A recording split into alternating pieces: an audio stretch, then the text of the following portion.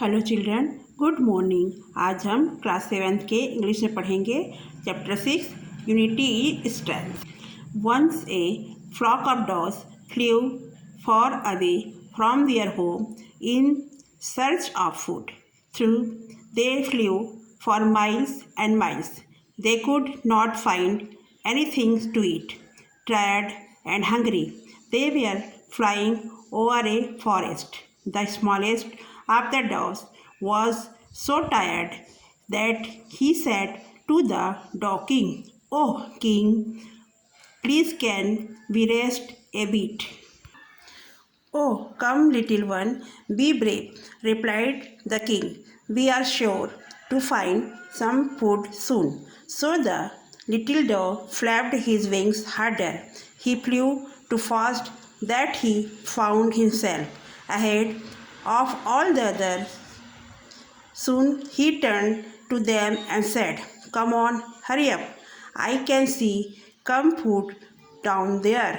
The dogs looked down and there they saw some rice scattered on the ground just below a big banyan tree.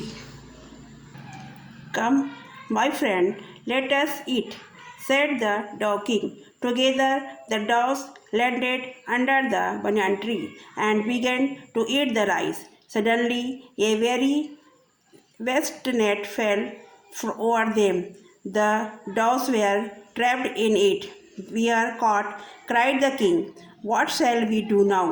The next moment they saw a big fat hunter coming toward them. He was carrying a huge club. "We must do something immediately before the hunter kills us," said the dog king. All the dogs were struggling to get out of the net. "How can we save ourselves?" they cried. "I have an idea," said the king. "We must act together.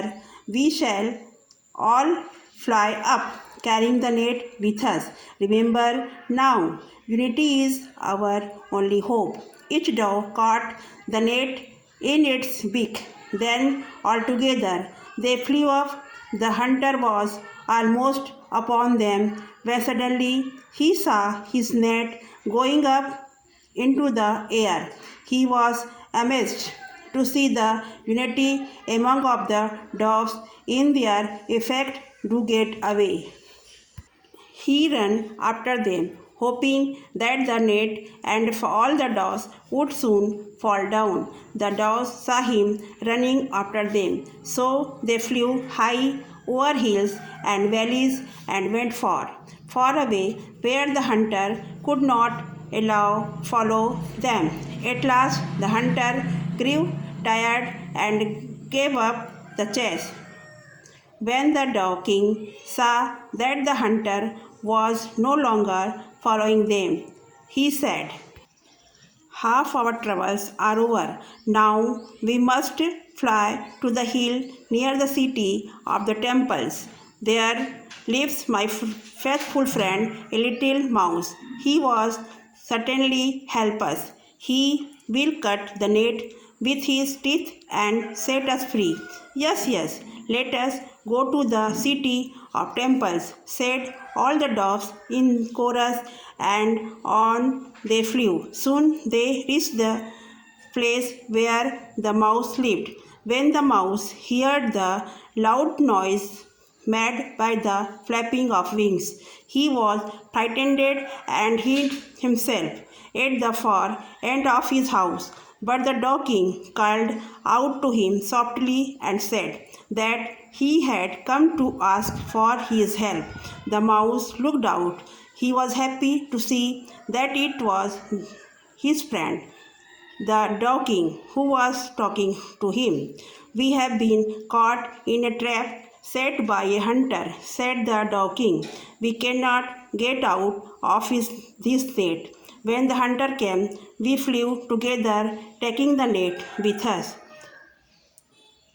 Now, please help us cut the net with your teeth and set us free."